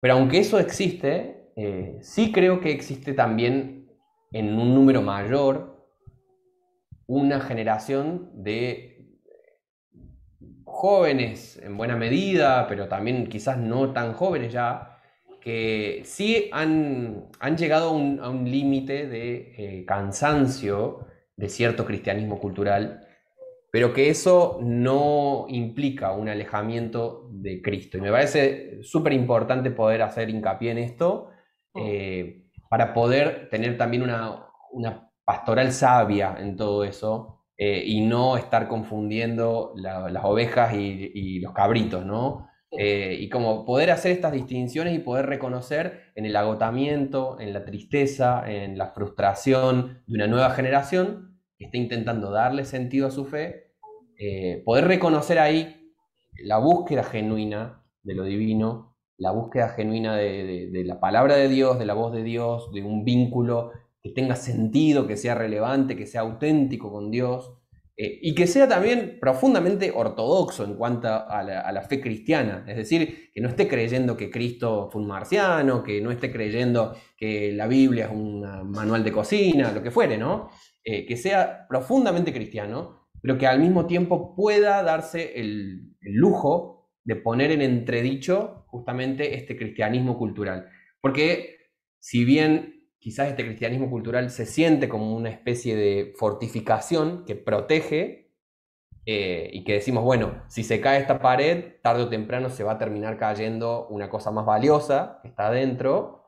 Bueno, a veces, para poder salvar y cuidar lo que está adentro, también hay que permitir que algunas paredes se caigan, digamos, para poder construir mejores paredes, para poder construir mejores lugares para habitar, mejores casas, porque si no, lamentablemente, muchos jóvenes van a entender que en realidad el cristianismo es el cristianismo cultural. Si no permitimos leer entre líneas y filtrar qué es lo esencial y qué es lo accesorio de todo eso, creo que va a terminar pasando eso. Bueno, van a decir, todo este paquete tengo que rechazarlo porque, bueno, si quiero a Cristo tengo que entenderlo con estas otras cosas que no tienen tanto sentido y tiro todo a la basura. Entonces, me parece súper importante que desde la literatura de ficción o desde la literatura más ensayística, teológica, podamos estar como filtrando esto, masticando esto y decir, bueno, de esta experiencia espiritual que nos transformó la vida, que es tan importante para nosotros, qué es lo absolutamente fundamental, qué elementos pueden ir cambiando y la fe se va a mantener en pie. Así que me parece súper, súper necesario que exista, por ejemplo, un libro como el tuyo. Creo que va a permitir este proceso de meditar la fe con cierta ternura también, ¿no? Que creo que el humor le agrega eso. Una ternura de decir, bueno, sí, es verdad, nos pasan estas cosas, pero no es que el otro es mi enemigo y es una... No, estamos todos en esta, todos nos hacemos mal unos a otros, otros nos hacen mal, pero en medio de toda esa búsqueda también hay un deseo genuino de poder encontrar a Jesús y poder encontrar la riqueza que tiene el Evangelio. Yo creo que sí, que es eso lo que pasa. A mí lo que me llama la atención de esto es que la sensación que yo tengo con respecto a todo esto que has estado explicando es que ese movimiento de necesito replantearme mi cultura evangélica, Uh pero -huh. sin rechazar a Cristo, sin rechazar el Uh Evangelio de -huh. Cristo, a mí me recuerda mucho a mover del Espíritu Santo, es un propio avivamiento del Espíritu Santo. Hay mucha Uh gente -huh. que entiende el momento de la reforma como una crisis, pero en el fondo también fue un avivamiento. Sí, sí. Eh, y creo que estamos en un momento muy similar. Yo cada vez que planteo esto, la gente entra en pánico, porque es eso, ¿no? Lo que dices.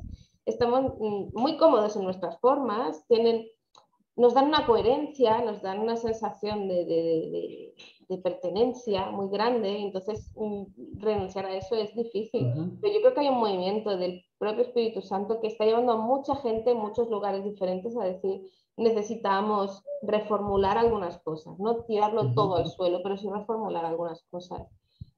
Precisamente porque necesitamos ser relevantes en la vida diaria, ¿no? Es un poco como lo del humor, es una tontería. Sí, he escrito los cuentos un poco utilizando la herramienta del humor, no, no es Uh -huh. el fin en sí mismo, ¿no? Hacer reír, pero sí es una herramienta que se ha usado. Uh Pero -huh. ¿por qué esto supone algo raro? Quiero decir, no sé, si lo utilizamos en la vida cotidiana, pero ¿por qué nos negamos a usarlo, por ejemplo, para hacer teología, ¿no? Y Uh sin -huh. embargo están surgiendo un montón de cómicos. No todos son maravillosos, pero hay muchos que sí son muy buenos, que sí también utilizan la herramienta del humor para hablar de temas teológicos en YouTube, en vídeos. Ahora hay mucho movimiento de esto. Creo que es muy importante poder hacer esto, recuperar algunas cosas de la vida cotidiana. Y no dejo de ver esa comparación, ¿sabes? No, no es el mismo momento, no es la misma era, no son los mismos Uh dilemas, -huh. no los que nos enfrentamos, pero sí hubo parte del Espíritu Santo inspirando a Lutero en ciertos momentos para señalar en cierta dirección, ¿no? Un poco proféticamente, ¿no? Oye, hay que ir hacia allá porque esto se está complicando. Creo que es un poco lo que está pasando ahora y que parte de la reticencia es la misma con la que él se encontró al Uh final, -huh. ¿no? Sí. La religión es muy fácil de mantener. La fe es un tema que no nos pertenece a nosotros, no sé. Siempre Uh -huh. pasa eso, ¿no? La fe es ceder el control a otro, a Dios, al Espíritu Santo, a la vida de Dios en nosotros. Pero la religión abstracta, pura, es muy fácil de controlar porque somos nosotros los que decimos qué hay que hacer, qué no hay Claro. que hacer, qué hay que decir y qué no hay que decir. Ceder ese control es muy bestia, sobre todo en épocas de tanta incertidumbre como un cambio de época como lo que estamos Uh viviendo. -huh. Y la pandemia, pues yo creo que ha acelerado mucho esa sensación de cambio de momento. Y es, no sé, a mí me parece que es necesario plantearnos dónde estamos, en qué nos parecemos a todo este tiempo y que tenemos que plantearnos estas cosas. No sé, yo estoy muy en plan anarquismo radical. Venga, venga, esto o sea, este modo revolucionario del siglo XIX, total. O sea, vamos a planteárnoslo todo, no hay que pasar nada. Pero también lo hago desde la seguridad de mi ortodoxia de fe, o sea, desde mi Uh propia -huh. ortodoxia de fe, desde la ortodoxia del Evangelio más básico, te das cuenta de El que querigma. la fe bien puesta puedes plantearte estas cosas, ¿no? Cuando no te las puedes ¿Sí? plantear es cuando la fe no está bien puesta, es lo que tú decías, ¿no? Hay gente Claro, que dice, justamente. lo tiramos todo. ¿Por qué? Porque no sabes distinguir. Claro, justamente. Gente O sea, a la que se le ha enseñado a vivir a Dios a través de la iglesia. Entonces no pueden ujú. pensar tener fe sin iglesia. Claro, claro. Sí, creo que le diste ahí en el clavo, ¿no? Si la fe se cae a pedazos porque se está revisando algún elemento del cristianismo cultural, que no estamos hablando del anuncio del reino de Dios, que no estamos hablando de la cristología, que no estamos hablando de, no sé, la teología propia, quizás nuestra experiencia con Dios ha estado excesivamente mediada por ese cristianismo cultural y eso es un aprendizaje de poder hacer como una separación, porque el camino justamente va hacia un deseo de vivir una experiencia espiritual auténtica y no simplemente como acartonada o, bueno, justamente todos los mambos de Jesús con los fariseos, que eran los religiosos de su tiempo, que podían mantener justamente una vida espiritual o religiosa aparentemente muy piadosa, pero en la cual Dios estaba bastante ausente. Bueno, creo que ese peligro, como Bonhoeffer lo estudió muy bien a eso, ese peligro siempre está latente y que no, nada hace que, por más que yo tenga mi piedad y mi devoción y sea un cristiano muy comprometido y demás, nada implica que no me pueda pasar a mí también, ¿no? Entonces, poder vivir como en ese tipo de estar pidiendo la claridad del espíritu justamente para ir removiendo lo que tiene que ir cambiando mientras se va purificando lo que tiene que permanecer, por así decirlo. Sí, lo de las Eh, y, emociones. y si no hacemos eso, lo más probable es que muchas veces también la fe se pierda, pero simplemente que se pierda porque ya empieza a ser cada vez más grande la distancia entre una fe que da sentido al mundo y mi propia experiencia, que termino como aplastado por todo eso y pasándola mal o sintiendo que, bueno, no tengo que perder la fe porque si no voy a arder eternamente, en vez de estar viviéndola como un acto de confianza y de vida plena, que es el tipo de discurso al cual Jesús nos invitó, ¿no? Entonces me parece súper, súper importante hacer este tipo de filtros para poder mantener la fe. Quizás otro pueda decir, no, yo quiero mantenerme siempre tranquilo en las cosas como ya las tengo dadas y no moverme de eso.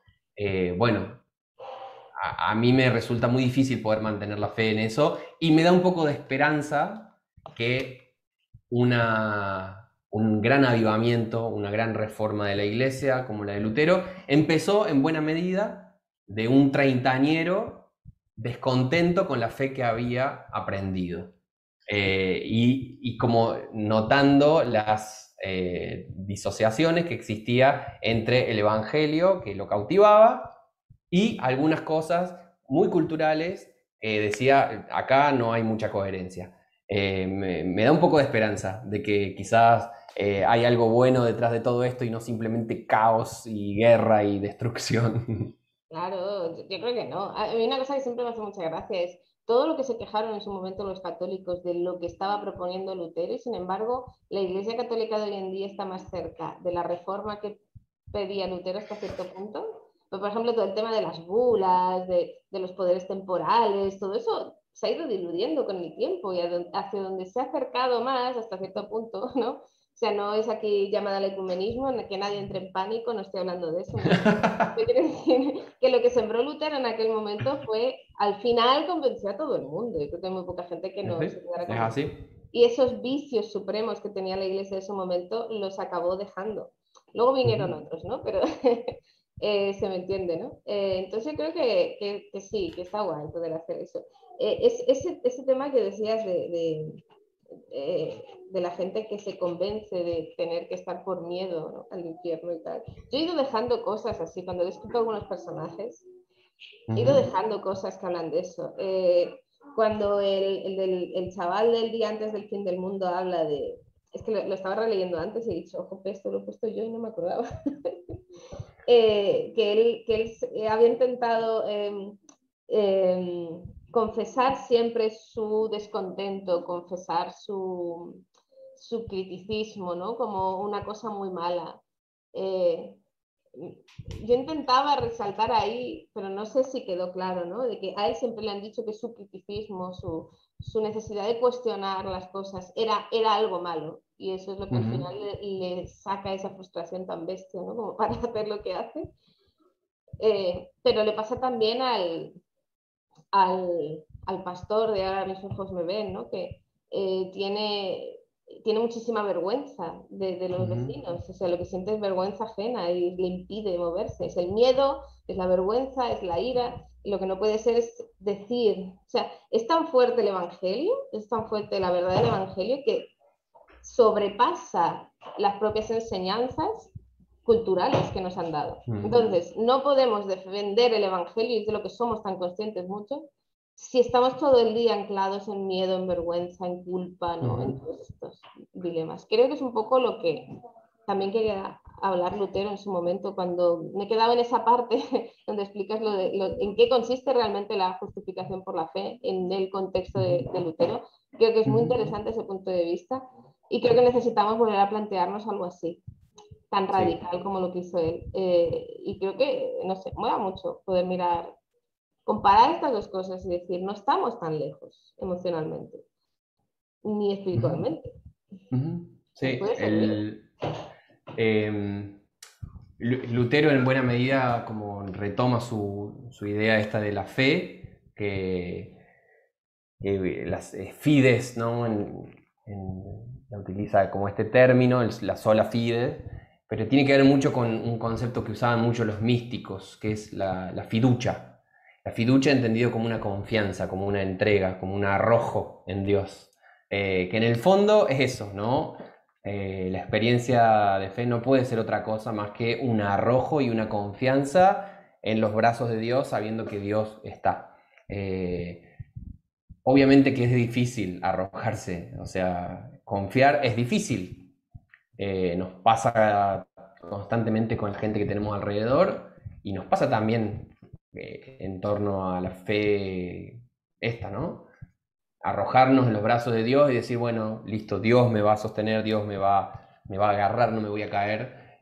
No es fácil, pero es el tipo de invitación a la que nos hace el cristianismo. Si no hacemos eso, simplemente somos unos desconfiados religiosos.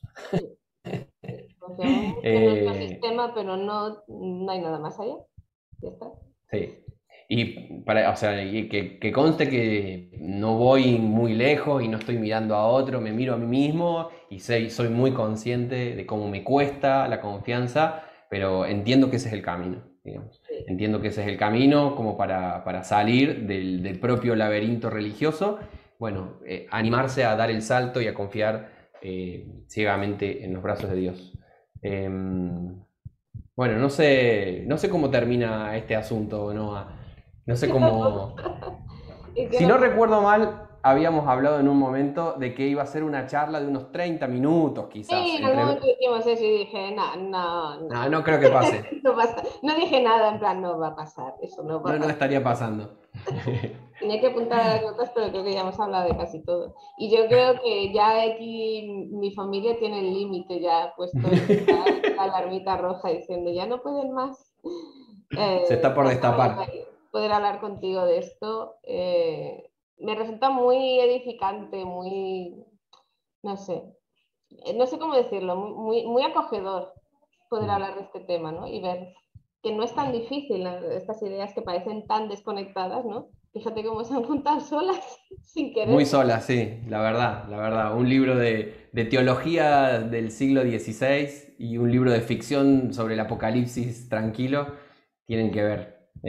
Yo te quiero agradecer, ¿no? Porque la verdad que disfruté un montón de la lectura de tu libro y para los que anden por ahí, no pierdan el tiempo, vayan, cómprenlo, consíganlo y compártanlo con otros. Creo que va a ser un bálsamo para muchos y va a ser también una carcajada que de por sí esto es algo que vale mucho la pena y más en un tiempo como el que estamos, donde cuesta tanto encontrar algunas buenas noticias y alguna gente le está pasando realmente muy mal. Entonces vayan a buscar el libro de Noah que lo van a disfrutar un montón. Y yo te agradezco mucho que lo hayas leído y que me hayas hecho estas preguntas tan interesantes y que hayamos podido tener esta charla. La verdad es que creo que va a molar mucho, yo creo que a la gente le va a gustar. Los desvaríos estos históricos, teológicos, no sé cómo llamarlo.